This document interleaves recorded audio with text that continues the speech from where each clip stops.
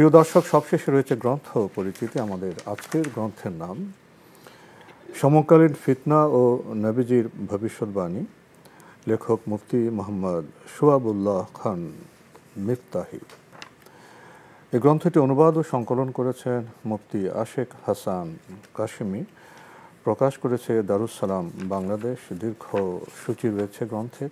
ফিতনা কাকে বলে, ফিতনার সময়কাল, ফিতনার হাদিস সমূহ, ফিতনার হাদিস থেকে শিক্ষা, নারীদের অশালীন পোশাক ও সাজসজ্জা, পুলিশ ও গুন্ডাদের বেপরোয়া লাঠিচার্জ, দেশে দেশে শাসকদের অত্যাচার, সালাম প্রথার বিলুপ্তি, যৌন বিবেচার বৃদ্ধি, মদ ও মাদকের ব্যাপকতা, সমকামিতা, পরস্পর অভিশাপ দেওয়া, নাচ গান ও বাদ্যযন্ত্রের প্রাবল্য, সন্তানের পরিবর্তে কুকুর লালন পালন, কোরআনের বিধান পরিবর্তন, ঈমান আমলের অধঃপতন, আরও অনেক গুরুত্বপূর্ণ বিষয় রয়েছে এই গ্রন্থে।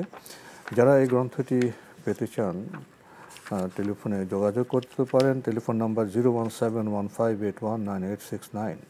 আবারও বলছি 01715819869। গ্রন্থটির মূল্য 350 টাকা। খুবই চমৎকার প্রচ্ছদ সমকালীন ফিতনা ও নবীজির ভবিষ্যৎবাণী এই গ্রন্থটির।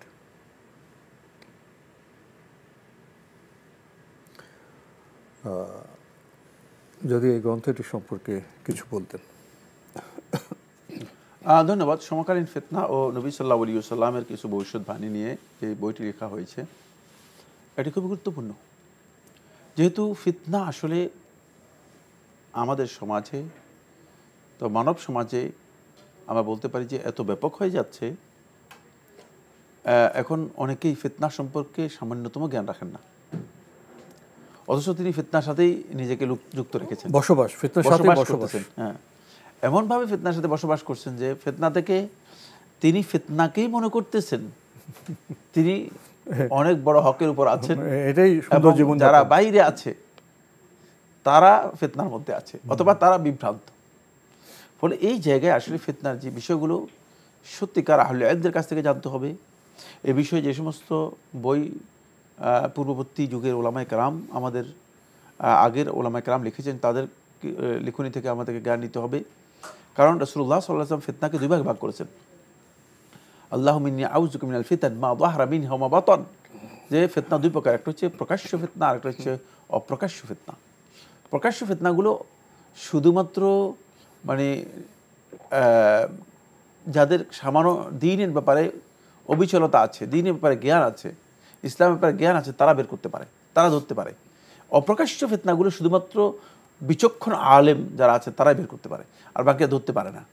কিন্তু এখন বর্তমান সময়ে এমন অবস্থা হচ্ছে যে একের পর এক অপ্রকাশ্য ফিতনা আমাদের সমাজের সামনে ব্যাপকভাবে আসছে, যেগুলো আমাদেরকে ছেয়ে যাচ্ছে। এবং এর মধ্যে আমাদের আলেম ওলামা, এমনকি মসজিদের খতিব ইমাম, অনেকেই এর মধ্যে সম্পৃক্ত হয়, মানে ফিতনার সাথে তিনি যুক্ত হয়ে আছেন, বরং তিনি ফিতনাকে প্রমোট করে যাচ্ছেন, ফিতনার দিকে মানুষদেরকে আহ্বান করতেছেন। আর তিনি এই ধারণা করতেছেন যে মনে হচ্ছে যেন তিনি আল্লাহর দিকে মানুষদেরকে আহ্বান করতেছেন, দাঈ আল্লাহের কাজ করতেছেন। আপনি দাঈ আল্লাহর কাজ করতেছেন না, বরং ফিতনার কাজ করতেছেন। এর কারণ হচ্ছে যে ফিতনার গভীর বিষয়গুলো সম্পর্কে জানে না।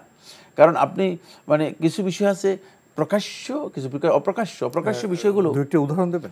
অপ্রকাশ্য বিষয়গুলো এটা আসলে সরাসরি আমরা উদাহরণ দিতে পারবো না। যেমন খুব সহজে বোঝার জন্য যে বিষয়টি বলা যেতে পারে সেটা হচ্ছে, যেমন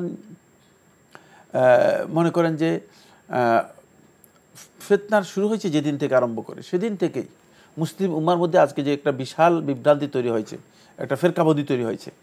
এখন এই ফেরকাগুলো, তাদের যে আফকারগুলো আছে, তাদের যে চিন্তাধারাগুলো আছে, এগুলোকে এখন নতুন এডিশন দিয়েছে। যেমন খারেজিদের নতুন নতুন এডিশন রয়েছে। একটা ফেরত এরকম কাউকে ওনারা মুরিদ হচ্ছেন, মনে হয় ইনি পীর, ইনি আমাকে মুক্তি দেবেন, রাসূলের জায়গায় নিয়ে আসতেছেন। এগুলো প্রকাশ্য ফিতনা, এগুলো অপ্রকাশ্য ফিতনা। কিন্তু অপ্রকাশ্য ফিতনা হচ্ছে যেমন, সূক্ষ্ম ফিতনা হচ্ছে যেমন আপনি মনে করেন চিন্তাধারাগুলো নতুন করে মোটিভেশন মানে পদ্ধতিতে এসেছে, সেগুলো মডিফাই করে মোটিভেশনাল মুডে এসেছে। ফলে এখন আপনি দেখবেন যে কিছু সংখ্যক মোটিভেশনাল স্পিকার, মানে ইসলামিক স্কলার, বাট তিনি আসলে একটা ফিতনাকে কি করতেছেন, আল্লাহর রাসূলের জায়গায় নিজে যুক্ত যাচ্ছেন, নিজেকে তিনি একটা নতুন ফিতনাকে কি করতেছেন, প্রমোট করতেছেন। এই বিষয়গুলো ধর্মের পরিচয়, হ্যাঁ, এই ভিন্ন পরিচয় এবং নতুন এডিশন, এগুলো সব নতুন এডিশন হচ্ছে।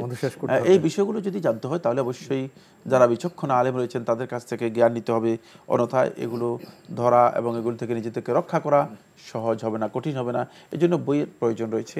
জ্ঞান না নিলে আমরা আসলে রাস্তা থেকে বিচ্যুত হয়ে যেতে পারি। তো আজকে আমাদের এখানে শেষ করতে হচ্ছে। প্রিয় দর্শক, আমরা জানলাম ফিতনার যে নবনব যে আবিষ্কার রূপ জানতে হলে আমাদের পড়তে হবে, অধ্যয়ন করতে হবে। দেখা হবে ইনশাআল্লাহ আগামী জুমাবার একই সময়ে। মহান আল্লাহ আমাদের সবাইকে নিরাপদে রাখুন শান্তিতে। আসসালামু আলাইকুম।